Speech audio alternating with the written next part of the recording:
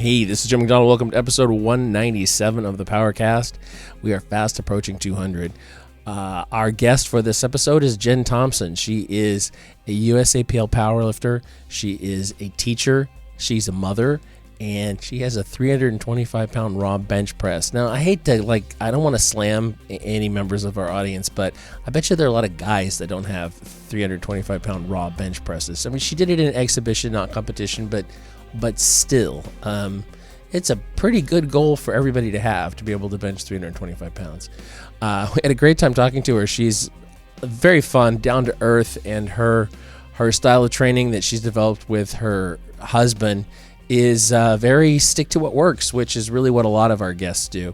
Anyway, enjoy this episode with Jen Thompson. We'll be back next week with a cop and a CrossFitter. Hit the like and the share down there. That'd be really great. If you particularly enjoy this episode, which I think you should, share it with your friends, and we'll see you next week. Support for this episode of the PowerCast comes from Ape Man Apparel.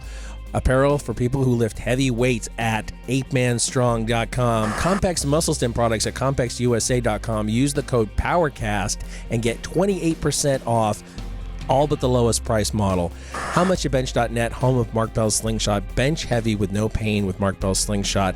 And Bodybuilding.com. Bodybuilding.com is the world's largest fitness website and supplement store. Bodybuilding.com has free plans for every level. Visit Bodybuilding.com today to become your best self.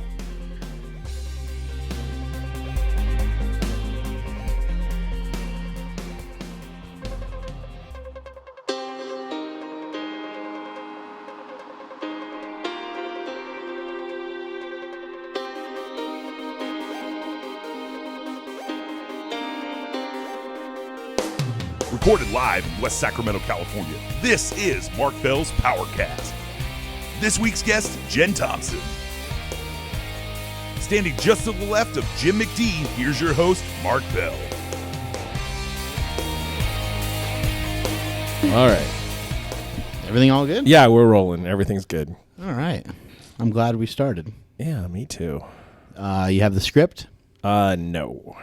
Did you get the email about the script? I'm good to go. I memorized it all. Oh, okay. She has a script. That's awesome. Who sent you a script? Smokey.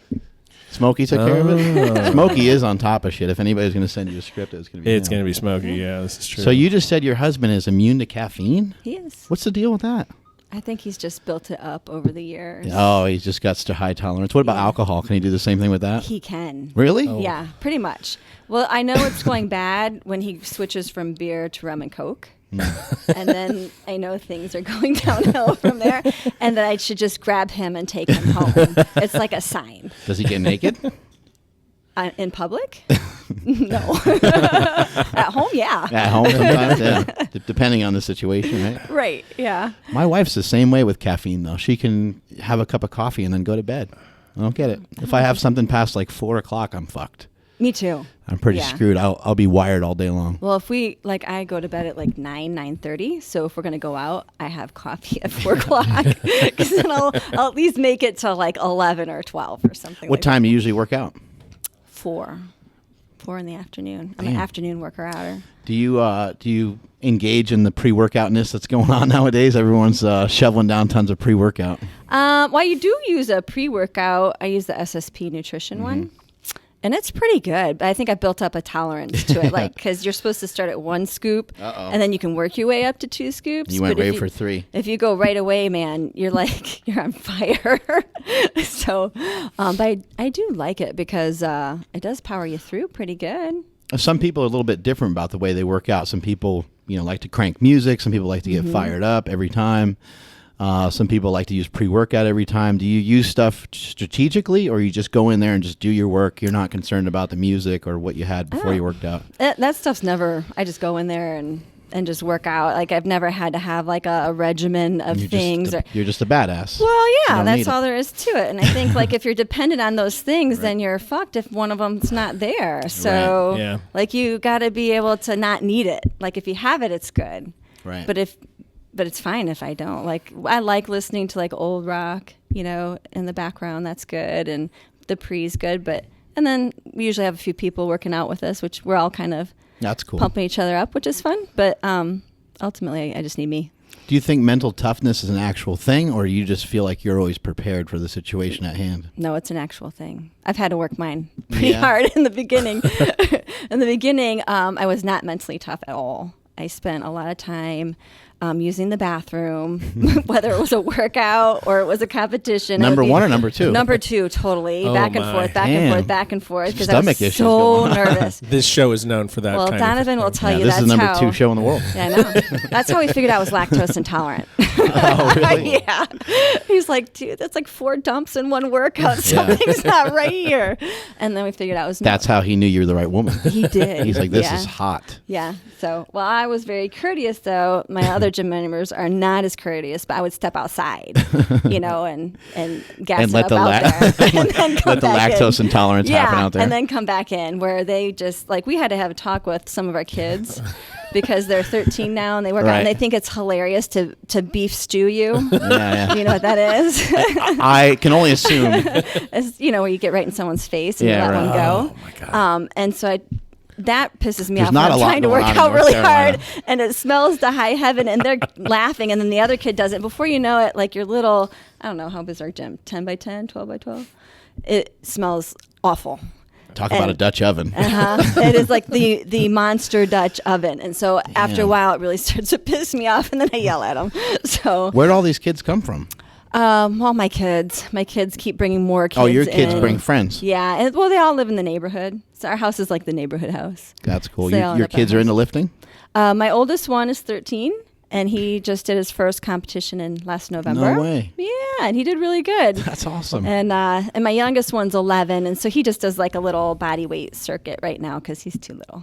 Yeah. The 13-year-old in this baseball team, pretty much. Cool. Like my gym has just it's gone through so many phases over the years, and now it's like the old people and the 13-year-olds in there like running it. Are they freaked out by your strength, or are they just like, oh, that's what's his I think name's some mom of them or whatever? are because they're really quiet and they just kind of look Right. at me funny, especially if we're working out at the same time that they are. Like they're just real quiet and they're like, okay. But like my kids, they're like, well, whatever. It's mom. Like it pisses me off because my son will like argue with me about like bench pressing and what he That's should be great. doing. And I'm looking at He's got his own him. technique. I'm like, do you know who I am? Do you know what I've accomplished? Quit arguing with me. Just do it. Just pisses me off. A little proximity bias where they don't want to listen to the closest advisor. Yeah. Well, I think it's just because I'm the mom. Yeah, they don't right. listen to their parents, right? Yeah. I mean, if somebody else were to tell him the exact same thing, he'd be like, oh, yeah, I totally got that and apply it. But because it's me, like he questions me, Yeah. or he'll want to do it his own way anyway. And so it's irritating, really. What's your best bench in competition? That was 317 and a half. Damn. I went Yeah. up a weight class for that, though. And what's the deadlift? 440? 446 was my best And deadlift. squat? Competition? Squat's just a little bit behind the bench. It is 324. That's amazing. And then you've obviously lifted in powerlifting gear before as well, right? Yeah, that's all there was, Is when that I when- first started. So that's when you started. You started in single ply gear. Yeah, I started just bench press only, single ply, and I won the world championships in that. Was it year 2000? 2001? 2001. And then, and they were fun. I love the benching because you see the same people over and over at the nationals and the worlds, and it's kind of this fun community. But then I decided I want more. So I'm like, well, I wonder if I could win like the 3 lift. What kind of weights were you doing in powerlifting gear? Let's see. I think my best squat was like a 405. Donovan knows all the maybe. answers and He you does. don't, I'm asking. apparently. I'm peering over there because he knows all my stats. And actually, my deadlift was worse. I think it was 430. Yeah, 430. I didn't get much out of that squat suit. And the bench was close. And the bench was the best was 331. I think when was my last shirted meet? Was that 2010? Did you like lifting in powerlifting gear? No, No. not at all. Too tight, too much of a pain in the ass, It hurts was a too pain in much. the ass. And I just think like women that are very thin and don't have a lot of body fat, we don't get much out of the Yeah. gear like others Yeah. do. We're Yeah, I just think that's really true. we say it's I think men and women, the Both, more yeah. squishy you are, the more you can get out Right, of your yeah, gear. right. Yeah. And so I was never able to get much out of it, and it was so painful to use anyway.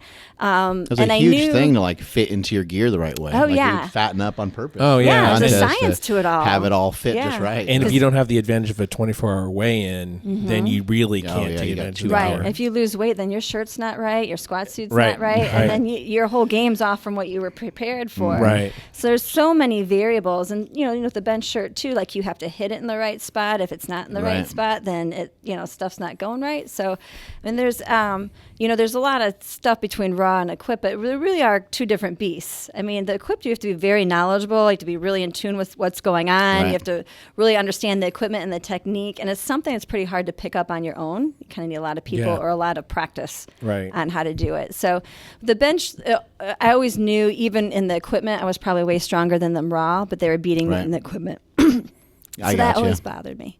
Yeah, they have just because they have better technique, or they do it more often, or whatever the fit case for is. it better. Yeah. And to be quite honest, I never liked it, so I never probably worked as hard in it as I probably should have, because I just didn't like it. Now, your gym is in your house? Yeah, it's in our basement. Well, like our finished basement.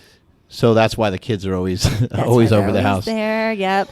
We'll do like our videos, and you'll see a kid streaking by, or Mom, can I go down to so and so's house, or just stuff like that. So, but it's fun. I like that they all like to be at our house, so I keep my eyes on them. Yeah, you know where everybody's at all at the same time. And I can scare them too. How'd you guys get that started? Because the equipment and stuff can be expensive, and so it's just save you guys time by not having to go to a gym, and you have better access to better equipment and stuff? Well, it started like we grew up in Rochester, Michigan, and there was no gyms. And so it all started with my husband and his buddies. They got out of the Army, and he was living with his dad, and they wanted to start weight training, but there was nowhere to do that at. So they pulled their money together and got like a bench. And then one of his buddies works at like a tool and die shop. And so he welded together a squat rack. And we still have, actually, we still have a lot of it today. Some of the original dinosaur bones. Yeah, and the lat machine and the dumbbell racks and stuff. So they just gradually started building it. And so then eventually they kind of all fell off, and he got to keep it. And we've just moved it with us every time. And so were you lifting at that time? Here and there. I wasn't real into it. Like, I was a runner in high school, and I did like road races in college. Runner turned power. I know. And he kept telling me like, running sucks, lift weights. He was right. He was right. And so I kind of did it a little bit, just I didn't really get immersed in it. Did you run like marathons and stuff, or what? Like 10 milers, things like that. So, and I really didn't like running, but I liked the competition and the pushing yourself and all that sort of stuff. So, it was kind of an easy transition, because weight training has all that, and you don't have to run and sweat as much. So I like it. What kind of weights were you moving around in the beginning? Do you remember? I don't even know. Like, I started with, when I was bench pressing, I just started with dumbbells, because I wasn't sure I could quite do the bar. And then the 45-pound bar. Yeah, I know. So I just worked the dumbbells, and then I got the bar, and I'd have like 10s on the bar. And I remember thinking, like, if I ever moved up to the quarters, like, that's a big weight. That would be so cool. 20 years ago? Yeah, probably. I mean, that's pretty wild. I was probably 20 years ago. Yeah, just about that. And I'd imagine you didn't have nearly the amount of muscle that you have on you now. No. I was pretty skinny. I was a little skinny girl. All that what was your body weight, you think? I think it was like 114 or something like that. Because I was a runner, so you're really skinny when you're a runner. Right. What do you think, what do you think turned you into this bench pressing monster? I just put up on my Instagram that, your feats of strength, especially as of late, are some of the most impressive in all of strength sports, period, in my opinion, male or female. So what do you think is obviously the training's a big part of it, right. But there's probably a little genetic component involved there as well. Like, you have any idea where the hell all this came from? No. My dad was a runner. My mom's not like athletic at all. She's never been into athletics.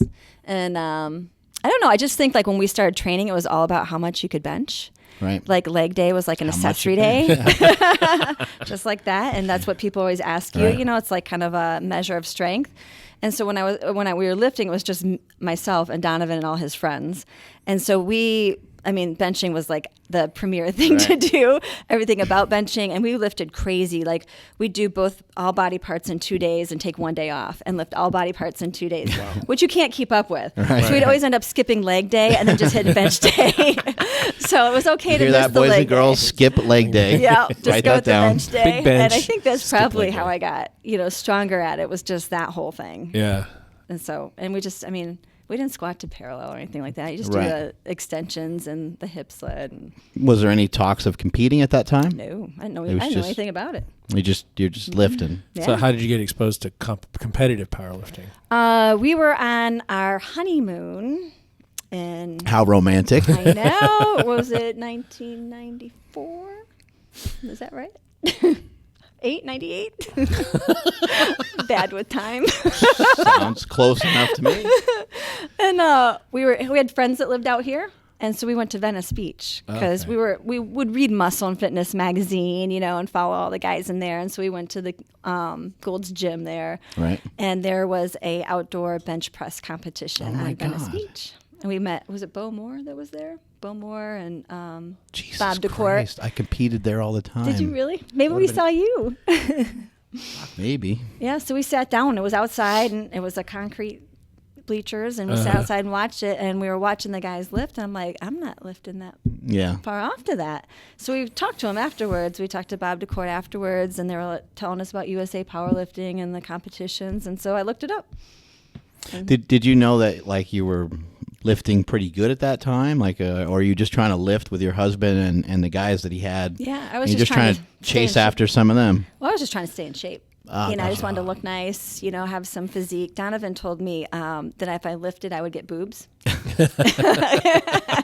He was partially right. So I decided to start lifting, so I would Pecs, get boobs. some boobs. Now I can make them dance. Yeah. See, there you go.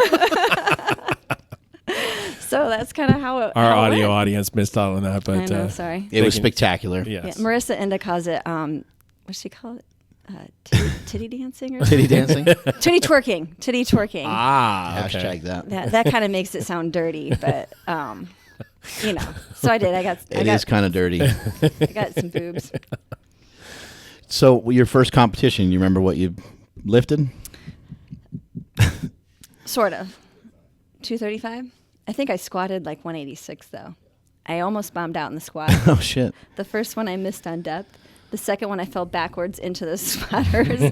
And then the third one I got, but I think they were being really nice. Just for people that don't have a real reference point, a 200-pound bench from a female is fucking outstanding. We don't see a lot of it. Yeah. We've had probably about 2 or 3 females here bench press over 200 pounds, and it's a thing, that benching over 200 pounds for a female is a big deal. I would say maybe it's the equivalent of a men's 500-pound bench or somewhere close to that. Who's done that here raw? I'm trying to think. Kara has benched about 225 or 235, and then Shannon Hartnett could bench actually really well raw, but then just struggled even worse in her bench shirt. And then, Jessica's at like 185, right? About $185. And then there's You're just starting, so that's great. we've had Ashley Beaver. Oh, yeah. Which is a great name, by the way. I was going to say, is that real? It's totally real, yeah. And then also Colleen Foch has benched around 200 pounds. Yeah, as well. yeah. That's We've right. had a few, but 300 pounds, 325 pounds is the most I've seen that you've done in front of that college football team. Yeah, that was crazy. I had no intention of doing that. Like, we went there, Bill was the strength coach, and he wanted me to come lift with his, because I think he wanted me to show up his players, really, because they thought they were real tough, so he Right. brought me in. His name is Bill Gillespie. Bill Gillespie, Yeah, yep, he used to be the strength coach. Seahawks strength coach, right? Yeah, he's been around for a long time. He's a pretty good bencher in his outright. What did Bill bench? Do you remember? 800 single ply. So he's Before 800 pounds was cool. yeah, and this A was long years time ago. ago, Yeah, before people weren't doing it. Yeah. So he has this like microphone on, and he runs these like energetic workouts, and he's yelling and screaming, going crazy. And so I think I did like 300 the first time, and then they went and did their reps and then came back, and I put 315 on, which I felt comfortable doing. And then he looked at me and he goes, "Do you think you can do 325?" And I go, "No." I go, "The most I've tried is 317." And he goes, "You want to try it?" And I said, "No." I'm like, I don't want to fail in front of this massive group of football players. Smart, yeah. And so he turned around with his microphone and he goes, "Jen's going to try 325. I was like, well, okay. He just threw you on the spot. Yeah, he did. He totally threw me under the bus. And so they went and did their set and came back, and then And then it went, I mean, I couldn't believe that it flew up so fast. You know, I couldn't believe that I got it. It was like, he told me, he's like, magic happens in my gym, Jen. You're going to have to go with it. I'm like, well, okay. Did you get a boost from the energy that was in the gym? Oh, for sure. Yeah. Like, I always feed off that, whether it's at the Arnold lifting or, you know, wherever we are. I usually kind of go like this with my hands. I raise them up because when I start hearing people yell for me, I feel like they're on my side, you know, we're on a team, and it gets my adrenaline going super high.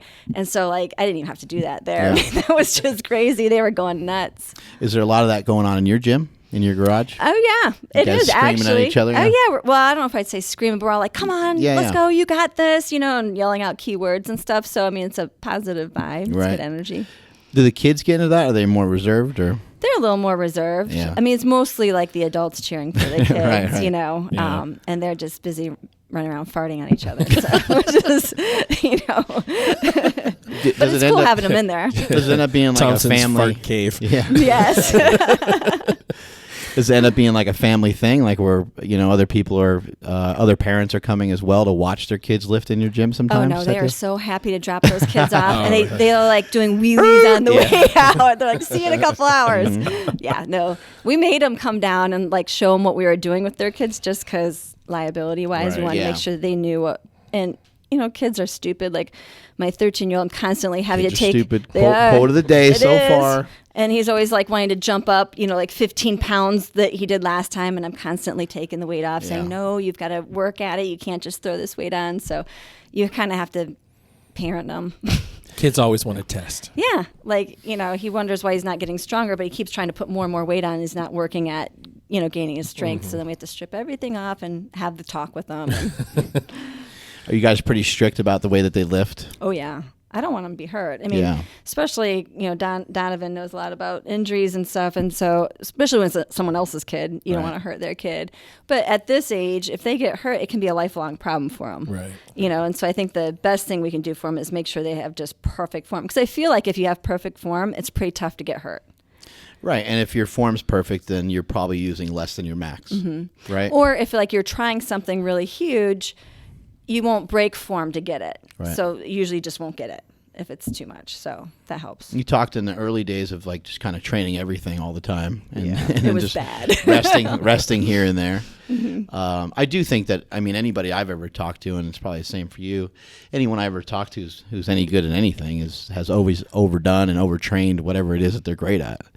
You know, 20 sets of squats or this or that from some of the big squatters and stuff. But nowadays, I'd imagine things have changed quite a bit. And so what's the training like nowadays? Now we do a lot more rest. We do we work out 2 days in a row real hard, and we take 2 days off. And we do 2 days on and 2 days off. And so if you kill yourself those 2 days, you need the 2 days rest. Right. And then, you know, after a competition, we used to just take a bunch of time off. But now instead of doing that, we'll just work out lightly. Because I would always find when I took time off, you know, coming out after a couple of weeks. Deconditioned kind Oh, of. my gosh. You know, it was just hard to get back you in. couldn't even sit on the toilet. You were so sore, you know, and my strength would plummet like an amazing amount with just a couple weeks off. So we've sort of gotten a little bit smarter with that, with just, you know, it's okay. You don't have to come back hardcore. Just kind of get your body moving, do some light stuff till you work right back up into it. Right. So really, there is no like big breaks anymore. It's just a constant. It's just what level you're training at. Do you take much time off before competition, or Not at all. Not at all?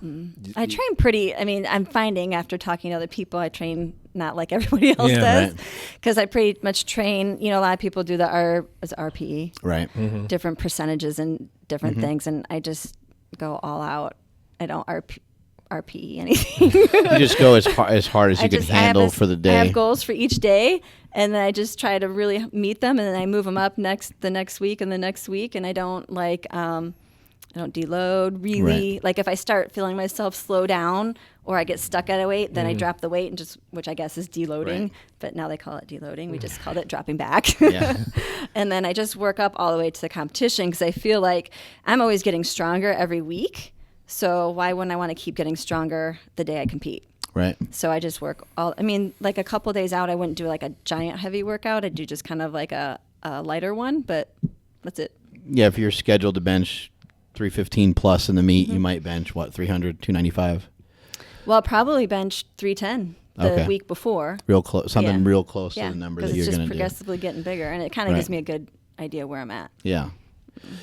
Yeah, it's interesting. I mean, things have changed a lot in powerlifting. It used to be like a bigger taper. People would take like a full week off, and then they kind of found that that's not really the most productive thing. And so now people, if they do take any time off, it's like 2 or 3 days, right? Rather than like a full 7 days. I tried that in the beginning, and I was just slow and weak when I take time off. You just get lethargic, and you're not poppy. You're not raring to go. So it changes your warm ups on meet day too. If you don't, if you're just not feeling it, like because you haven't had a bar on your back for a week or more. I just feel out of it. Yeah. So I just kept going.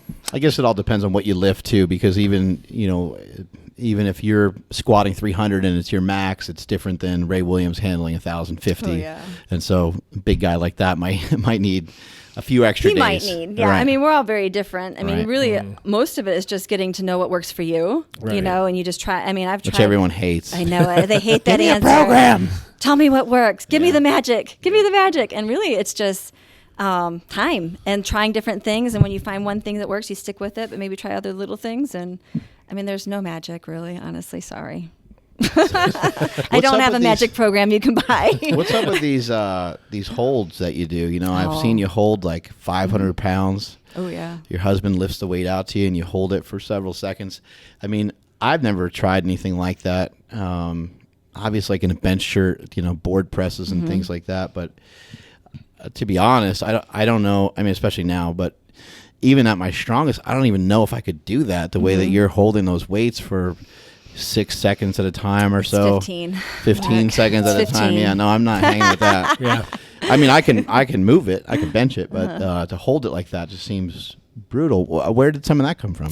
We had just a friend of ours was a chiropractor, and he was kind of getting into the methodology of lifting and different muscles and things like that. And so I think he got it from somebody. I can't remember where. But the idea was that it's like a static hold, but we kind of found like with that, you're sort of working these muscles, the little ones that take it out, and you're overloading your system. And it's just cool to hold something way more than you could possibly lift. Well, the deep joint pressure is supposed to increase your proprioception. Mm-hmm. Yeah. So, well, I know it's pretty fun to lift heavy weight. Right. And then it makes everything else feel really light afterwards. Your sets feel like booming after that. And so we've been on bench and squat for forever. And you're not like, you just take it out and kind of settle it into your shoulders. You take it out and just kind of settle it into your quads. Yeah. So that you're really just kind of holding hard and working all those little muscles. Mm-hmm. Seems like almost by nature that it might work better in a bench than a squat. Probably, but I was just hoping it might help. I was hoping it would translate some of the bench strength over to there's a difference. I mean, in my opinion, there's a difference between like, locking out a squat and just standing there with a weight as opposed to like locking out a bench. I think the bench is a lot harder to really try to hold those weights in position, so you might get a little bit better stimulus from it. I think so, yeah. Just stand there with a squat maybe isn't doing the same thing, but makes sense either way. The walkout and all that kind of stuff's really important. We did that kind of stuff, I think, but it was like 10 seconds. 10 count. It gets to be hard to even breathe at that point. Yeah, you're holding your breath like the whole time. And just like kind of, and we usually, if we can get 10 to 15, we call it good and we go up the next time. So it's just seeing how hard you can lift. Is your husband your coach? He is. He is the coach. He is the genius behind the madness. How does that dynamic work? Does it work out okay? It does now. All the time? Most of the time? Yeah. In the beginning, we had a little heart-to-heart. Yeah, it sounds like a story. Yeah, he was a high school wrestling coach for like 10 years, and he is a very accomplished wrestler himself. And so you'd mess up in the gym, and he'd say, run a lap. Well, he would yell at me, and I don't do well with that, or he would like get on me like I was one of his mad wrestlers. Or sad? I think. No, you get mad or sad. Both, really. Both. Yeah. I didn't like. I'm more of a positive person. Right. I need like a little pat on the back and a go get 'em. So we kind of had to have like a meeting of the minds as to like how to coach me, but not so I wanted to smack you in the face. Yeah. So once we figured that part out, it was great. It's like, listen, if you want any of this, then you're going to have to be a lot nicer. Right, that's right. That's exactly how it went. That's and it was where perfect it all starts, from that. right? Yeah, from that day out, it's been really great. Okay, this is different than training the wrestling guys. Right, that's what it was. So we had to adapt a little bit to that relationship. But other than that, I know not all the time husband-wives duos work out real well. But for us, like we keep it in the gym. Right. But as soon as we sort of got in a way that we could both function well in it, it's been bliss. Yeah, that's cool. We got some questions for you. We got Jessica Smith, who's going to pop in over here. Let's take a micro break. Okay, micro break. And then we'll jump back in with questions. Okay. My brother and I began 8 Man Strong with a simple idea: to encourage strength in this world, to bring back to life the grit found only in generations of the past. And while our brand has evolved since its founding, its core values have remained unchanged. We are here to promote strength, will, determination, and fight in people, to celebrate the strong and to inspire those that need it. This is what it means to put on the 8 Man brand. So wherever you find yourself today on your personal journey towards strength, we encourage you to always move forward despite any obstacles you may face, and we hope you will do it wearing 8 Man. 8manstrong.com. Apparel for people who lift heavy weights. All right. Shout out to our sponsor, bodybuilding.com, the world's #1 fitness website and supplement store. Bodybuilding.com has you covered with pre, post, and intra workout supplements and forums and all other kinds of connections to the fitness community. Loaded with content. Everything you need in your gym bag can be found on that one website. Including slingshots. Including slingshots. You've been on there for a long time, haven't you? You've... Yeah, I've started out as a customer, and now I actually sell some product on there as well. But I've written articles for them over the years, and they really found a gap. I mean, you remember this time when the internet first came along, and there was all these forums, and people would direct you to a site. Right. You'd click the site, and it would say, like, invalid code or yeah, exactly. something like that. Or you would get on these sites, and you were just like, what are some of these sites? I want to order some supplements, but I can't figure it out. Like, what do I got to do to order this stuff? You're just trying to pay. You're just trying to give money. Right, exactly. And I think bodybuilding.com really did a great job of filling in that gap, filling in that void, and providing the best service that they possibly can. On top of that, you get your stuff super fast. Yeah, they're really quick on the ship. And back in the day, too, it was kind of hard to find good information that you could rely on. And in terms of, like, forums and stuff, too, a lot of them were just, like, battlefields and stuff. Yeah, there's a lot of negativity, and you had to really dig. Yeah, and you had to really dig. And so, providing all of those articles and stuff really helped people find their way in the fitness world. They've had a lot of great experts on there over the years, and I know for many people, the way that they found bodybuilding.com was through someone like Dr. Lane Norton, who we've had on this podcast many times before. So they're doing a great job, and they keep reinventing themselves, and they're always finding new and great people to have more and more great information on their site. Well, we enjoy our relationship with bodybuilding.com. Go follow bodybuilding.com, no dot, in the Instagram world for specials and website information as well as giveaways. And don't forget to head over to bodybuilding.com for all your supplement and fitness needs. We doing good? If you can just test for me, just speak into the microphone. Test. Okay. Test. Yeah. You good? Yeah, you'll have to you speak heard up a that little bit. before? Okay. We're good. One of the questions from Sam Pratt 42 on IG is favorite exercise to increase your bench, compound and or isolation. Oh, you threw big words in there. Compound and isolation. Well. Just main and assistance, I guess, is what the guy says. Mark had to translate that for me because I'm like, compound. One of my biggest ones I like is what we call t-shirt presses. A lot of people have different names for them, but basically the idea is you take a last warm-up weight and you bring it down to your chest as fast as you can, and then you have to hold it on your t-shirt for an exaggerated count, and then you have to press it up as fast as you can. And I like those because you can really work on your form. Form has to be really good. But one of the things I've been working on lately is how fast I take the bar down. And I found the faster I can take it down, the more I can press because it's like a reflex. I saw that with the 325. Yeah. You just drop that thing. Drop it fast. But, I mean, it has to be controlled. Like, you can't just free fall it. You have to be able to drop it and bring it to that stop. But I've been doing those T-shirt presses for a few years now. And then just the last 2 years, I've been really focusing on the speed of the bar down. And I've seen, like, my bench just keeps going up, going up. So I think I did a little video on them on my Thompson's gym page if anyone's interested about how to do T-shirt Thompson's presses. gym page, what is that? Facebook? It's YouTube page. YouTube page. Yeah, some of the girls up from Georgia came it up. up and I taught them how to do it. And I I think it works really good. Plus, a lot of people don't have that bottom end strength off their chest, so it makes you static hold it on your chest. Yeah. You're not letting the weight like dissipate into your body at all. It's just like No, you're literally just holding it's like a static hold on your chest, really, Right. right on the t-shirt. It's like Eric Spoto did the Spoto press, where Yeah, it's just that's like what it an was. inch away from his body, or Yeah. whatever, similar thing. Okay. Someone else mentioned that. I remember that name. Spoto. Whatever. But it was Gotcha. close. It was, but you just bring it down to your chest and hold it. And Screw you, Eric Spoto. This is Thompson press. Thompson We're press. moving on. From this point forward.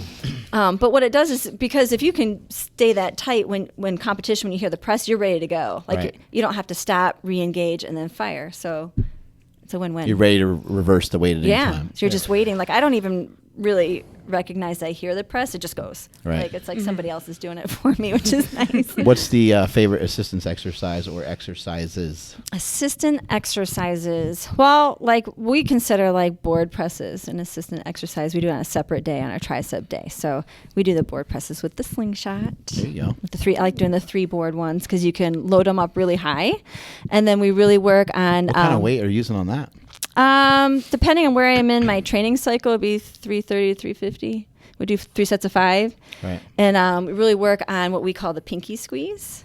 So like secret tip coming out here. secret tip coming up. Oh, there it is right there.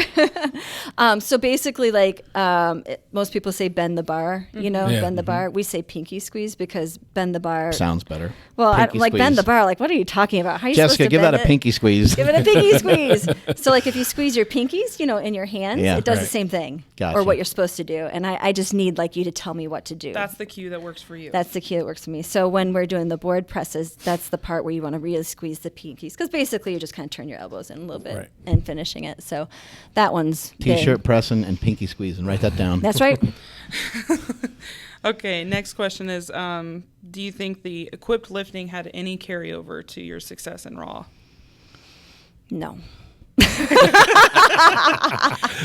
up. It was holding me back. I don't really know how to answer that question. I did equip lifting for so long. It's and so different. It's so different. They're two I used to different tell pieces. people It's it's almost just like they're different. two different sports, really, because you're really using different muscles. You have to have so much knowledge with the shirt and how it works, and how you fit into it. And then the Raw is just It's kind of a weird thing. pressing Like if bar. you're insanely weak without the shirt, it probably does help to build up some strength without Yeah. the shirt. So when you put the shirt on, you potentially can be stronger. But we've seen a lot of people that aren't very strong do really well in really the shirt. well. Yeah. And the real bottom line of that style of lifting is just to It's just to lift as much as you can. wear the gear as often as possible Yeah. and train as heavy as you can in it and try to learn it as much as you possibly can. When I was lifting in it, I still trained a ton raw, and then Right. I would just like every other week put it on and work in it. So I probably didn't give it the work it probably needed to be as good in it as I could have. But that's what was going on then. There was no raw lifting, so. Yeah. Although you're strong in deadlift and squat as well, why do you think benching has become your strongest lift from Fit Life of Cam? Well, he might be incorrect on that squat. I'm just saying.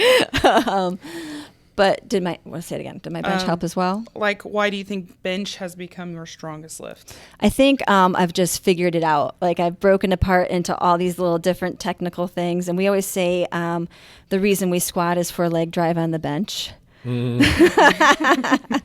Because, true, huh? we do legs for the bench. So I just think, I enjoy it a lot. And so I've just broken it down into like minute little pieces and how to make every little piece of it better. Yeah. And I think, having, obviously good leg drive and stuff. And you actually, we always have, even when we have people that are just bench press only guys, we have them do legs because it increases your, what do we call it?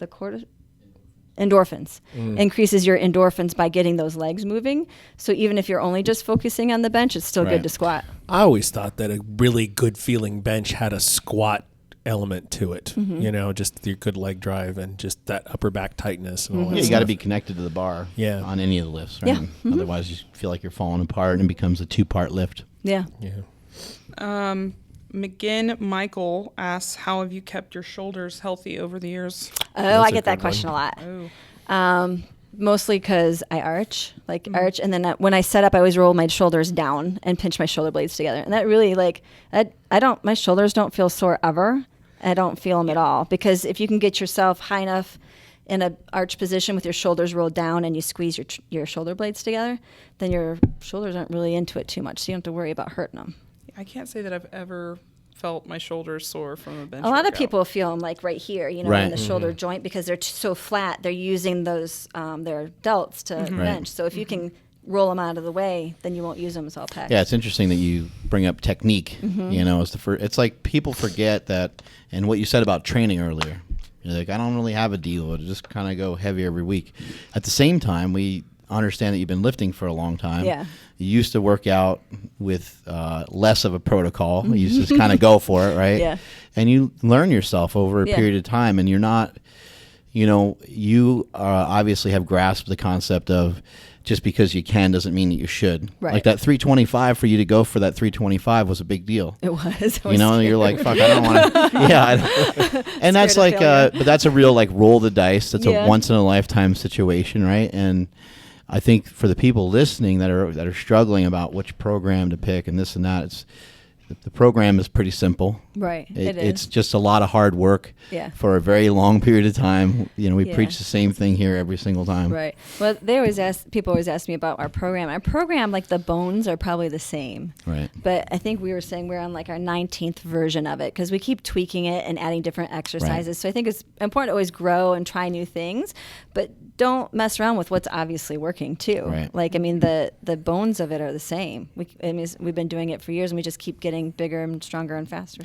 And whatever got you to 230 pounds is probably slightly different that will get you to 330 pounds, right? Right. So as long as you're not going backwards, don't change it, Right. Another question? What tips do you have for women lifters in their 40s who are new to the sport? Oh. What would she know about that? I don't know. You've been doing it for so long. I'm in my 30s. No, I'm just kidding. Well, I think, things are so nice if you're starting in the sport now. There's wealth of information out there on the thing we call the internet. Yeah.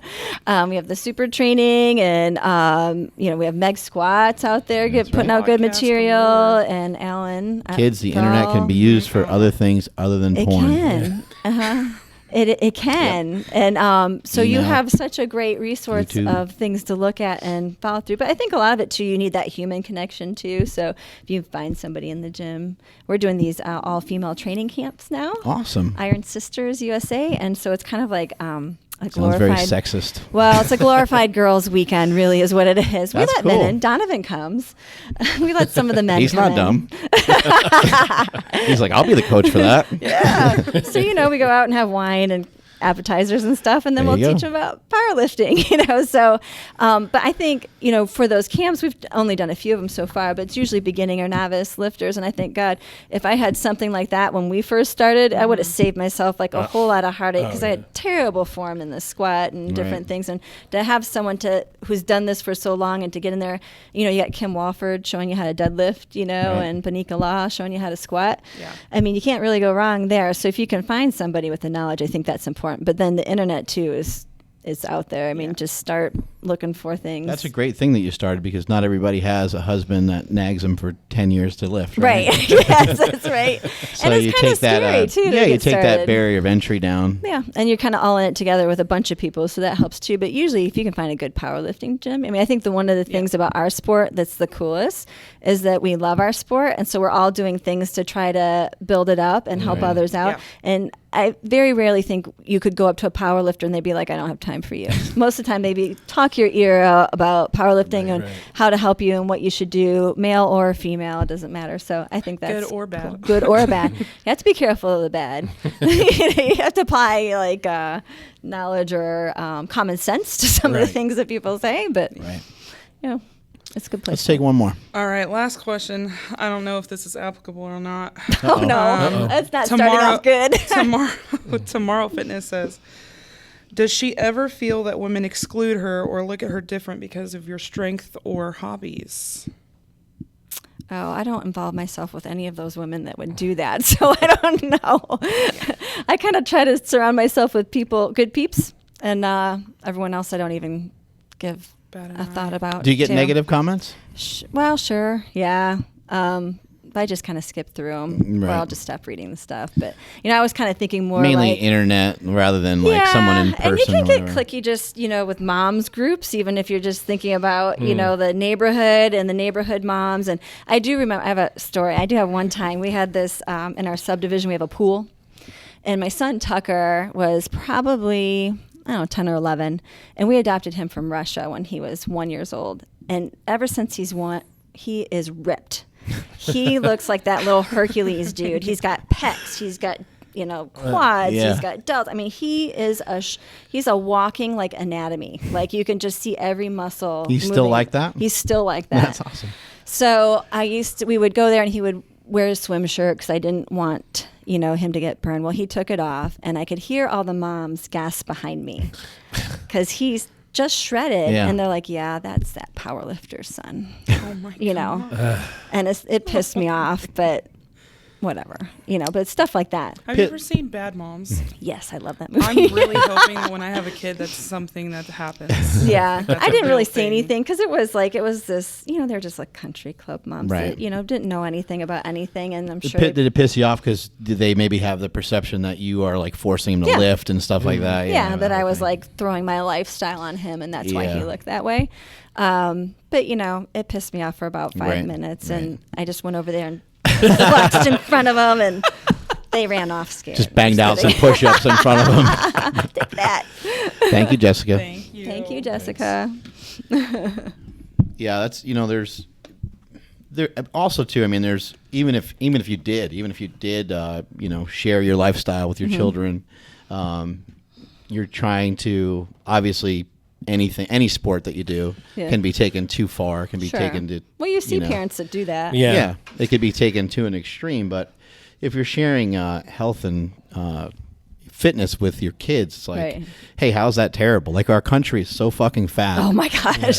There's such an obesity problem Yeah. that people have a problem that if you had a 8-year-old kid on a treadmill, somebody would like flip out. Right. It's like, what's wrong with them being on a treadmill? You're Yeah, like, and it's definitely like not the norm. Like my Yeah. kids will come home and talk about it, or they'll talk about like a kid in their class and how overweight he is, and I always tell them, I'm like, honey, that's not that kid's fault. right. That's his parents not Yeah, being his good parents are parents. making bad decisions. So don't make fun of that kid. Right. Be his friend. It's not really his fault that he's like that or Right. she's like that. But teaching in school, I mean, overweight's the You're norm. a teacher, Yeah. correct? Yeah, I teach high school. What grade? This year I'm teaching 12th grade. Normally I teach 9th, and then they bumped me up to 12th grade Wow. this year. What's that like? What's the difference like between Yeah. the two? Well, 12th graders think they know everything and that they can do whatever they please. So and the 9th graders are just like so scared to be there. They're like they don't know what to do, and they get all my humor. Fish out of So water They kind of, are. yeah. They Ninth just, graders still like a lot of them still kind of sweet. They still have Yes. that like innocence to them a little Oh bit. yeah, and they don't want, because they're first year in high school, so they want to get in trouble. They don't want to do anything wrong, Yeah. and I really enjoyed teaching that because of that. 12th grade's a whole different beast. But I used to teach math, and this Yeah. year they What a I cool fucking teacher to have. I'd be like, that my teacher's jacked. I'd be Right. like, fuck you guys, my teacher's Yeah, yoked. they get kicked. I was going sleeveless the first day, just so I can set the tone on Yeah. who's the boss and don't fuck with me. Yeah, right, and exactly. so and then they get into it. They can relate to it, like that video. Like all my kids were like forwarding on they're like, you're all over. I tweeted you, Yeah. and so that's cool. And I think I have a good relationship with them. So actually, the 12th grade, I was nervous about teaching them, but in the end, it's been pretty fun. I've enjoyed it. It's funny. I can't think of a teacher in high school that male or female that was in good shape that wasn't a coach or a PE teacher. Right. Mm-hmm. Like at all. They were just kind of old, frumpy. No, not People necessarily. Just not in good shape. That wasn't a value. Right. Yeah. Well, It was a long fucking time ago though, so that probably has something to do with it. But. What subject? this year I'm teaching nutrition, Oh, cool. which is good because I don't know much about it, and it's made Yeah. me learn about it. That's cool. So I have a background in science, which That's they cool. figured. So at first glance, they're just like, oh, she knows everything about Yeah, and I'm nutrition. just trying to stay a week ahead of them. Really, is what's going on here, and just trying to stay with it. But it's been fun because I actually have been. Do you know who Paul Revelia is? Absolutely, yeah. We've So had I've him on been the working show. with him because I never really wanted to learn about nutrition, but I knew I needed to be good about it. So I've been working with him for a little over a year, and then surprise, now I had to teach it this year. So I actually had to learn more about it. So, but normally I teach math. I've taught algebra for, I don't know, this is my 20th year Bring teaching. Paul in; he'll put those kids right to sleep. Yeah, oh, I know. We love Paul. We absolutely Yes, do. he's He's very a nice sciencey though. So yeah, he is could- very he could sciencey. put those kids in a and good I'll be sleeper like, hole I by need then. you to help me, to figure out how to, eat some of these meals. And he's like, you know what? I think you need to do it because I'm not doing you any services by telling you how to do it. I'm like, well, yes, Paul, that's exactly what you're supposed to do. You're supposed to tell me what to make and how to eat it. That's cool. This is teaching. How has that made a difference for you? Adhering to a nutritional plan.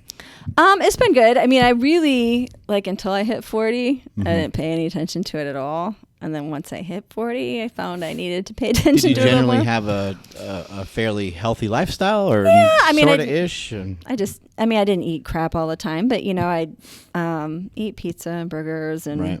drink wine and beer, and I just didn't really pay much attention to it. But I didn't eat living in the South now. That food down there is terrible. It's all fried, They Yeah. fry their milk down there. I think. They do. They and their butter. They Yeah. had fried butter sticks Fried at milk. the fair, Not a the bad state idea, fair.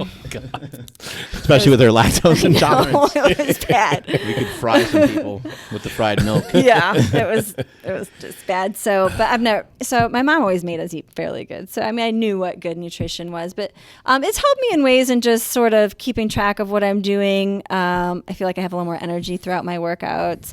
So much of our competitions now are based on Wilks. Yeah. So even though I'm way under my weight class, you want to try to be. What is the weight class? It's 138.8. Oh, okay, and you're 132. Well, I used to be. When it was 132, I was 132. I think I weighed in at 134 at the last meet. Gotcha. So, I mean, pretty close. So you want to try to be as light as you can without losing strength. Right. So it comes a little bit of a science in figuring out how to do that. Yeah, And you have to be pretty disciplined. I'd imagine so. Switching over to eating healthier and eating more often and stuff, is that any of that hard for you, or is it? It is in the beginning. You've got a meal prep and all that shit. I don't know if I really meal prep. I kind of the person where once I find something, I just eat the same thing all the time. What about at school? Well, I'm sort of lucky in that I work part-time. Oh, okay. So I'm usually home by lunch. Oh, there so you I go. can I can make my own lunch at home. So I usually just okay. have a bar at school, and it works out good. You're cheating. I am cheating.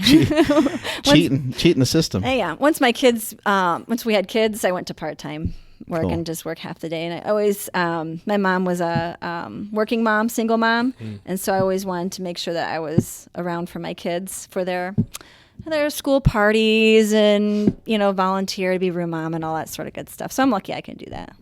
Do you share fitness with some of the kids that are in class? I mean, you're talking about nutrition, so are you preaching a little bit about exercise or sharing some of your experiences with them? Oh yeah, and it's so funny. We'll learn about how bad we did this whole thing on fast food, how bad it is.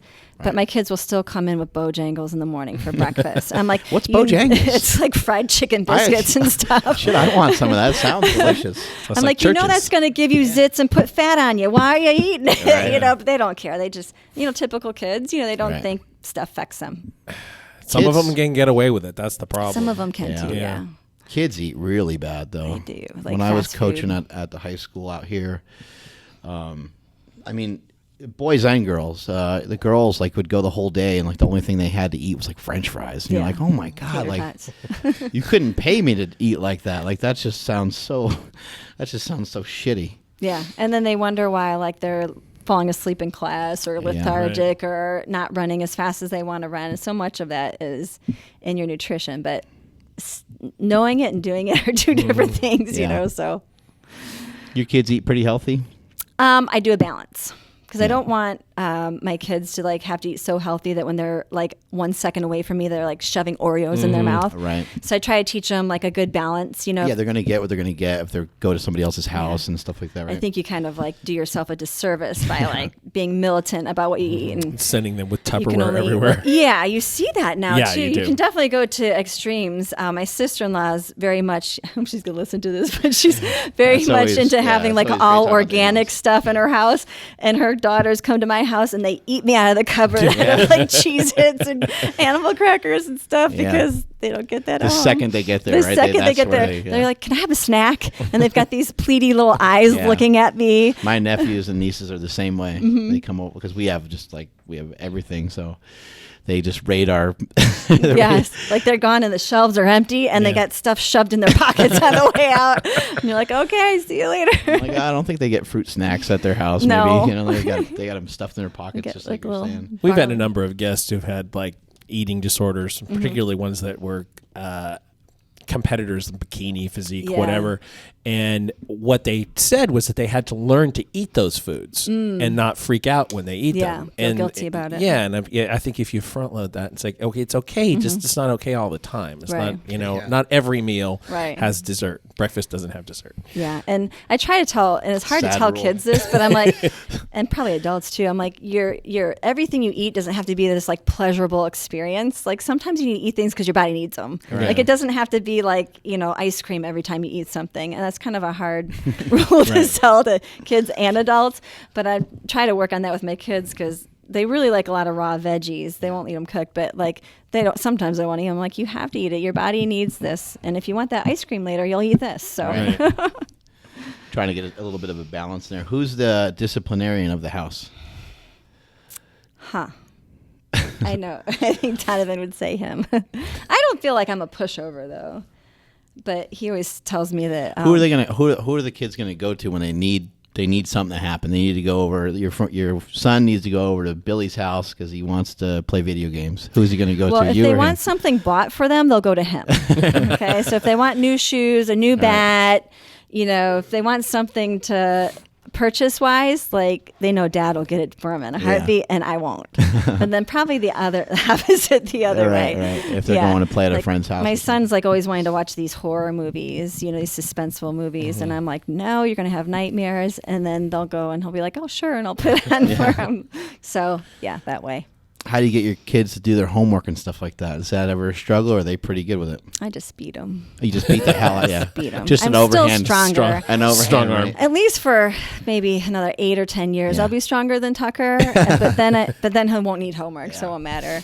It's so funny how your kids are so different. Right. My older one, like I have to make him sit in the kitchen. I actually have to sit next to him. He'll argue with me about his math problems, even though I'm a math teacher. Right. And my other kid, like he'll come home, knock it out in 10 minutes, and he's outside playing. So it's He's just, got it figured out. Yeah. yes, yeah, two different kids. Yeah, I always find it interesting, like which kid you have a battle with about like homework, or even like something like taking a shower. You're Yeah. like, why is this how did this become a thing every day? Right. Like, Right. we've talked about it. You could just do it. Why are you making it so You don't want to hard? end up with a nickname Smelly like mine. Like me. So just make it easier on yourself and just go take a damn shower. Because it'll stick with you for life. It'll stick Yeah. with Smelly. you forever, literally. Yeah. Has there been any like in your school? Has there ever people talking about like your lifts and stuff? Is that ever celebrated at school? Like they, talk about they talk about you lifting at all at the school, or newspaper type stuff? It's been or- in the newspaper and the news, and my school's always been really supportive because I usually have to take a lot of time off to go to these meets and Right. and here Right. here to see you. So it's Lincoln Charter School. Thank you. Very cool. So I think they're pretty proud to have me there, and so it's never been a problem. Right. I think I'm lucky in that. Like I could definitely a school I was at previous to that wasn't as supportive about it, but this one it's a charter school, so it's a little more lenient in a lot of things, and so they're really pretty good. I'm like, I got to go here, and they're like, okay, see ya. From a like social media perspective, are you careful with social media posts, or Oh yeah. because of the school and then the image of it's like a lot of people have their own children, but they make certain choices to post certain things. But now your stuff could affect a lot of other kids and the school and the community and so on. Is there? You have to be very careful. And I mean, in any profession you're in, right? You, police officer, fireman, anything in the community. You have a certain image, know, and I don't make sure I don't post anything where like I don't have a lot of clothes on or anything like that, A lot of those teenage pictures kids that around. might be trouble. But yeah, I always want to make sure that I'm, I guess, being a good role model for whoever might happen to read that. I mean, you can easily be taken a different way. We had a high school teacher training with us for several years, and actually he became a teacher while he was with us. And in the gym we take a lot of pictures and video, and we always have. That isn't new, and I think there were maybe some shots of him in his underwear. Oh no! They ended up on Facebook, and so anyway, he changed his Facebook name to not his real name, so that he would. So he could still do that. Yeah. Well, I mean, when you're in a community, I mean, that could be a bad thing. I'm sort of hoping, But back in the gear days, everybody was in their underwear in the gym all the time, changing in and out of equipment. I mean, no one's going to the bathroom for that, even though we were inside of another gym, and we probably should have been a little bit more discreet. The social media thing is, still newish and always growing. Right. And once you do it, you can't take it back. Yeah, that's the thing. You can't have like remorse later. Yeah, somebody might screen capture it or whatever. They saw it, damage is done, whatever the case is. Yeah. Do a lot of the kids follow you? They like follow your IG and stuff Some like that? of them do. Yeah. Some of them, it's kind of funny because it's like you're their teacher, and then like if you see them in the grocery store, they're like, "Oh my God, you grocery shop?" Yeah. You're like you're going to eat food. Like they have such this weird perception of you when you're in one role. I remember that as a kid. It's and like, oh my God, so and so's a real person. Yeah. Or if you see they're them like out, puppets that live at the school. yeah. So if you see them out to Robots. eat at a restaurant, they're like, "Oh, you go out to eat," So Like it's that kind guy, of like that asshole has a wife. Never thought, how'd he get her? never thought that was possible. That's an open question. Yeah, so it's funny. I mean, especially when I taught the littler kids, like I used to teach middle school for a long time, and so they were always challenge me to arm wrestling competitions, and then they wanted me to pick them up in their desks, and so it's like they had this sort of superhero kind of thing that I could do these amazing things, and I didn't want to let them down. But it is kind of funny. They kind of see you as one way, and that's it. They just think you sleep at the school, and that's your life. Are the kids? I don't know how aware or not aware you are. Are the kids like, doing crazy stuff on social media like that you're sometimes seeing? The kids in your school. I don't follow any of the kids in my school. I want to know. Like sometimes I hear them talking, and I'm like, "Stop! I'm in the room. You really don't want me to hear this." Yeah.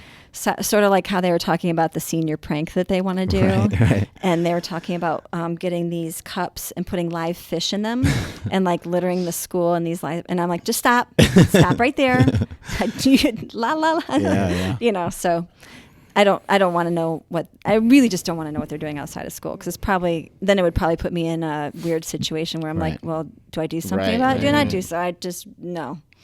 With kind of these anti-bullying campaigns going on, has any of the kids asked you about like lifting or anything like that? Well, I do like a powerlifting club. In the fall, we have our fall festival power competition at the school I teach at, and so I have like a club, and it's so funny because you always think powerlifting, you think like the football players are going to come out, or the soccer players, and it's usually like the kids that don't have a sport. Right. They don't, and they're usually kind of the kids that don't quite fit into places. Right. Which I always find interesting. Every year, the kids that show up and then they get into it and they love it. That's cool. And you see them flourish and grow. And a lot of times they're overweight kids. Sometimes they're just like the school goth kid that hides in the corner, and then they show up to lift, and then they get strong and they change into this other person. It's pretty cool. That is cool. Yeah. So it's I think powerlifting is like it's a catch-all, really, because anyone can do it. You don't have to have a special talent. Right. I mean, certain body features help you a little bit, but you don't have to be really great at dribbling or really great at hitting a ball or anything, which is why I'm good at it, because I have no coordination at all. I'm right there with you. It's a sport for the rest of us. That's right. What else do you and Donovan like to do? Do you guys have TV shows, movies that you like to watch? You mentioned a little bit of drinking here and there. A little bit here and there. We don't. Donovan watches a lot of TV, but it's because he's really into TV, and it's a time he doesn't have to think about things. He's going to make decisions. But gets just relax. I like being outside. We live on a lake, so we do a lot of skiing, and my kids love to tube, and we do a little wakeboarding and stuff like that. And you have a boat? Yeah, we have a little sport boat, like a little wakeboard boat. And then we like to go hiking. We go up to the mountains. The mountains are only like 2 hours away. Like Charlotte's like the best of all worlds because the beach is 3 hours, the mountains are 2 hours. You can just go do anything you want. So that's really cool. We're very outdoorsy, I would say. We're always out doing stuff. I'd rather do that than watch a TV show. I couldn't tell you any TV shows on right now, honestly. Like I don't watch other than HGTV. But you don't actually have to watch those shows. Don't. You just put it on and it just kind of hums in the background. And I always stay so busy doing stuff. I think that's good. Yeah. Yeah. Yeah, with kids and work and everything else going on, right? Yes, absolutely. What motivates you and inspires you? I get a lot of people that ask me, what gets you out of bed in the morning, that kind of stuff. And some people are even just trying to search for inspiration. I know, like, sometimes it sounds to me like you're a doer. You're someone who's just doing, so you're not thinking about it as much. But is there something that kind of internally drives you, especially now, you have multiple world records in the bench press, and it's like, well, why bench anymore? You just keep breaking your own records, So what's something that motivates you or inspires you? Well, I think like when I got into it, and I started doing well, it's kind of like a drug, and you just want to do more and see how far you. I mean, I'm in places right now I would have never guessed that I would ever hit. Nowhere near. If you would have told me I was where I am now, like back when I was an 18-year-old kid, I would have thought you're nuts. So I think it's just you feel good when you make these accomplishments, and it is just something you want to keep doing over and over and over again. And luckily, I haven't really had to stop. Right. So you're motivated by the success. Yeah, I think and maybe so. the places that powerlifting has kind of taken you. I think so. And I mean, like, how many world championships can you win? I don't know. Let's find out. How many times you break the world record? So I don't know. Let's find out. No end in sight. No, I really don't have an end at all. I'll keep doing it as long as I can. And then with powerlifting, you can really do it forever. Yeah. Right. I don't know how long I'll be where I am in the open division and how long I'll keep. But I like to be like David Ricks. Yeah. Be like in my 50s and still killing it. I know. He gave Jesse Norris a run for his money that one. I was commentating on that. Did you see the shoes he deadlifts in? Oh my God. I remember them being spectacular, but I don't remember what they look like. They're New Balance, like running shoes that are like awesome. Like a heel that's like 1.5 inches high. It's like almost old people orthopedic shoes. It's exactly what it is. And I thought, maybe I should try those. The white ones, the black ones? They're all white. All white New Balance. Like they're runners. insanely comfortable. Yeah. And he's out there deadlifting as Jesse Norris does. And he almost won. I know. I know. It's unbelievable. There's, you see all kinds of older people having success in the sport, and it's amazing. I mean, I saw that video. Ric Flair went viral. Yeah, we were talking about that 405. earlier. He's from your area, I believe. Oh, he's huge in our area. Yeah. Everyone's woo. Ric Flair. Yeah. He owns a lot of is it Gold's Gyms in our area. And what is it? Is he got 70? Is he 70? I want to say something that it's like that, 73. 70 something. To be able to, I hope I can do that when I'm that age. I mean, it was the longest deadlift in the history of the world. I think. It might have been one of.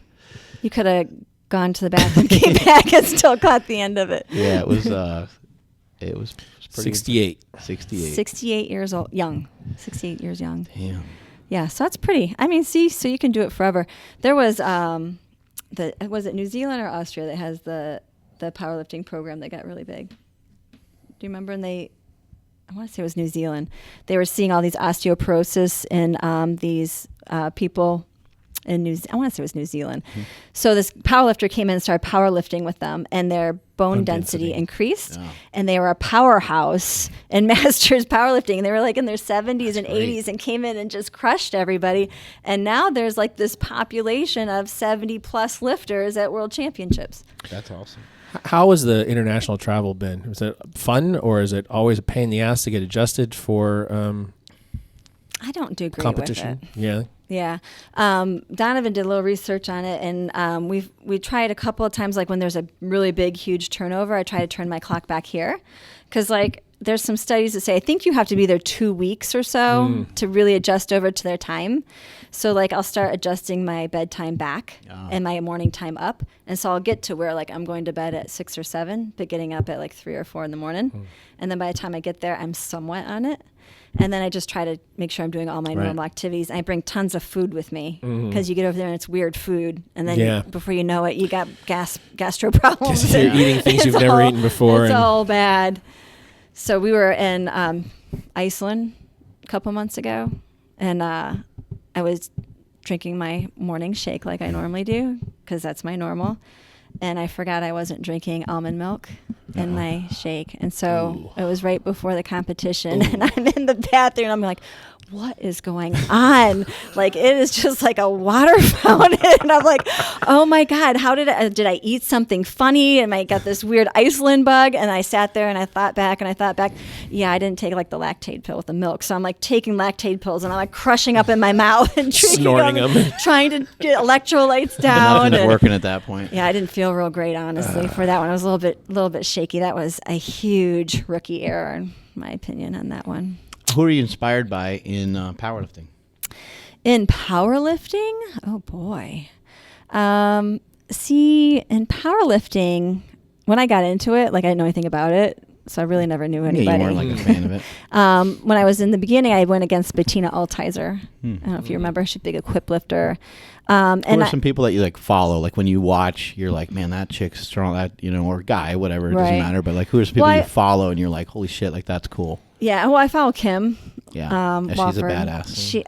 She is like who she is on the platform and off. 567 deadlift, right? Yeah, 567, and like she's kind of scary when she lifts. If you watch her, like she's fired up. It's like, and she looks angry. She's sponsored by 8 Man, I think, because she gets her angry on really good. And so she is so intense and scary. Yeah, and I think that's probably why a lot of people don't approach her sometimes. But when she's off, like she is the nicest person you've ever met. And so I've really enjoyed doing these camps with her because she's just two different personalities. And you guys have battled head to head, right? Yeah, before. Earlier on, we were in the same weight class and we kind of went back and forth. And then she went up, she was way too big. I mean, she had to cut so much to get down to there that she's been up. But we go head to head like for the overall, quite a bit. Best lifter. Yeah, and we're always cheering each other on and stuff like that. But deep down, I hope she misses. Oh, absolutely. I'm sure she hopes the nature I of misses. powerlifting. Yeah. So I don't know. I just follow her. Just kind of all the top girls. I like following Anna Castellano. She's the one that was in the car accident, and then she came back and won the worlds against Ilya Strik in the last deadlift. She missed the second, pulled it on the third for the win. So That's hardly ever happened. Yeah, it's really rare. It was amazing. Like it's all guts at that point. It's all guts. And she actually went up from the second to the third. Missed in the second, got it on the third. So I like following her because I just think, man. Sounds like a badass to me. She's a badass, I think. So I just kind of follow a few of those guys. And I follow Meg Squats because I think she's funny. And she's made big improvements in her lifts absolutely, in the last few years. So but if I'm being completely honest, I don't spend a ton of time on it either. Right. I'm carting kids to baseball games. Right. You got other stuff to do. Yeah, you got other shit going on. Yeah. And you, of course, I follow. You have to follow what's going on over here, right? You're always putting funny crap up. Yeah, you got to follow what's going on over here. Yeah. I do actually follow Dana Lynn Bailey, too. Awesome. She's not a power lifter, but I think she's done amazing just for women athletics in general and what we perceive as what women should look like. Right. And she was a teacher. And she was a teacher. Yeah. And her and Rob sort of remind me a lot of Donovan and I when we were younger. So I think that's probably why I follow her too. But I think she's pretty amazing. Do you have a favorite powerlifting memory out of all the things that have kind of happened and all the different people you've seen? And so you said memory. That's a problem for me. Because I don't remember a whole lot of stuff. I always remember like the first world championship. Right. That was really cool. I'd lost to the girl the year before. She was from Japan. And then I beat her in Pearl Harbor Day. So There you go. I was like, in your face, Japan. That's awesome. So I remember that. But mostly, like, even with all this stuff, you make such great friends. So I remember just like at Bench Worlds one year, Miguel Ruan and Dennis Cherry decided to go down to their underwear and dance on the tabletops, and just funny stuff like Yeah, that. just being nuts, right? There's Being really wild. kind of a lot of funny memories that way. But I usually need something to spur on what that memory is. Things like that happen because you travel in groups, right? I mean, Oh, yeah. people get bored and And you give that guy a couple shots and the night's going to be fun. Just sit back and watch. Things are going to be pretty fun. all bets are off at that point. All right? bets are off. Yeah, there's always a big party afterwards. So that's kind of the fun. You really just go lift because you like the competition, but you're really hanging in for the banquet afterwards when things go nuts. What are you doing out here in California? Well, let's see. Well, I came to see you, really, because I was pretty excited to be on this. Yeah. And I'm training SuperTraining Gym. When I saw that you were commenting on some of our posts sometimes about being a fan of the show and stuff, I was like, I had no idea she was a fan of the show. This is fucking awesome because I've been following what you guys have been doing for a while. And I just always like, I don't know, I'm always taken back when it's somebody that means something to me in the sport because I do love the sport. And so when I saw that you were following what we're doing, I was really flattered. I was like, that's fucking awesome. We talk about you a bunch here on the show. So I know, I listen. it's great to find, it's always good stuff. Well, I was surprised because I posted this thing about a toilet and I tagged you in it and you answered back to me. And I was like, holy shit, he's reading my post. Yeah. Because it was, I don't know, the toilet. I was had following something. what you're doing. I'm like, Yeah. shit, she's strong. She's moving some crazy Yeah. weights. So we're doing that, and then we're going to Barbell Brigade, which I think they're doing really cool stuff down there. Cerro really Park followed me and was like, hey. I'm like, let's go do it. Yeah, they really are. They have actually probably the most membership of any powerlifting gym, probably anywhere, right? Oh, yeah. They're actually Oh, by most far. paying membership. They must. I was talking to Cerro I because think we're like going. 400 or 500 members last time I That's heard. just crazy. We're going to lift between like 3:30 and 5 on St. Patrick's Day. Yeah. And they were kind of worried about the numbers we were bringing in with us. And I said, well, I figured it wouldn't be bad. It's St. Patrick's Day. Everyone's going to be out drinking green beer. Right. And he's like, honestly, at our gym, things are weird. People like come Friday night, Saturday morning, Yeah. Saturday night. They're here at the odd times when you wouldn't expect people to be there. So. It's a lot of students, a lot of college students, and they'll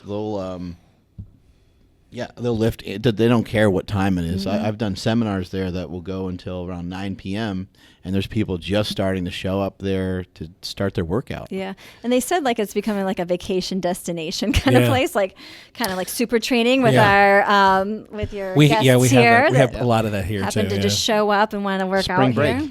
Spring break at SuperTraining. I know they're in for a real treat, aren't they? Yeah.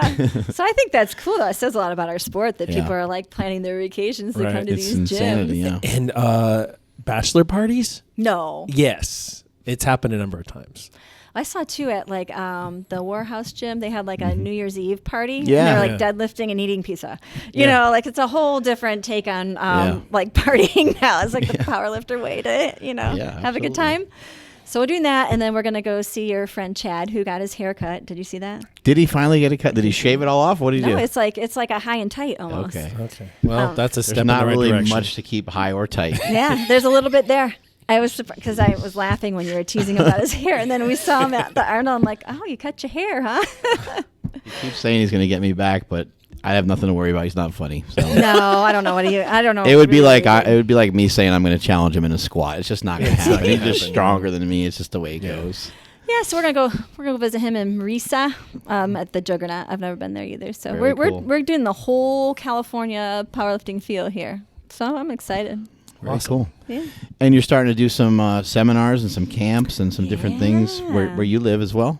Yeah, we have one that we're gonna do in Rock Hill. People are always asking me like, "Will you do? Do you coach? Do you do programming?" And I say no because I don't like that stuff and I Yeah. don't want to do it. You know, there's no appetizers and wine involved in that kind of stuff. So we're doing these weekend camps that we've got.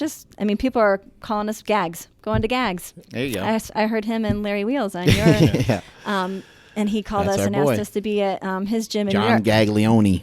Yeah, we're going to be there at the end of the month. doing at his gym. So I hear he's doing some cool stuff too. So More wine than beer, or what's the situation? I'm kind of 50-50 on it. Oh, really? Yeah. I like them both. Red wine? White Red wine, definitely. It always makes me feel warm and fuzzy inside. On a hot summer day, you gotta go Jim's with the beer. a beer guy. What kind of beer you like? Oh, I just like piss water beer, like just light, like Miller Lite. Miller Lite. Yeah. What's the champagne of beers? Miller Genuine. Yeah. Like the champagne of beers. Yes. That other stuff, like, It gives starts me to the shits. get darker and stuff. Yeah, Yeah, just that wheat beer and stuff. That does not agree with me at all. And And then it's got like, all kinds of stomach it's almost problems. like He you probably gotta has chew it. recommendations for you. Yeah, it's we can't do that. Or none of that bothers you. Beer doesn't bother me. No, No, it's It's his heritage. yeah, exactly. Exactly. Body just loves the beer, just soaks it right up. Oh, well, that's good for you. Yeah. It's nice to be a connoisseur of beer. Do you make it? I have before. It is it's just labor intensive enough, and like, do you want to drink one kind of beer for the next month? Basically, Yeah. Right. We were So- gonna put like a kegerator in our house. Yeah. Because we live right off the lake. We always have people over, and then Donovan looked at me. He's like, "We probably shouldn't do that because we would feel obligated to drink all that beer before it goes bad. Right. And then you just walk by it every once in a while and constantly fill up your glass, and then before you know, you're alcoholic. So we never got it. We just got a fridge. That's great. Well, there are craft beers that are not very challenging, honestly, and pretty low alcohol stuff, similar to or even lower than your Miller High Lifes and stuff like that. So my wife is someone who doesn't have a whole lot of alcohol tolerance, and so she'll drink Well, I'm just not a either. little bit. When of I tell you, whatever, like, I like to drink beer, like I'm into one, and I might get half into another Yeah, one, and yeah, then that's- usually they get a little warm before I can finish them. Yeah. But I'm a cheap date for sure. No problem. I'm that way. My wife's a lot faster than me. She'll have 3 for every one that I have. Uh-huh. Maybe it's all the muscle. She'll throw it down. Doesn't pretty she have a quick. glass that'll hold a whole bottle of wine? Yeah. Yeah. Yeah, she Oh does. my god, That's pretty cool because you just keep pouring. You just turn the thing upside down and just. that's just crazy. They have these purses now that have like a little spigot out the side. She'd love and that. You can pour it in there, and then you can just kind of take it wherever you want. You That's got your great. little thing of wine. It's So amazing. I know they come up with great stuff, great gadgets now. Where can people find you? Let's see. If you want people to find you.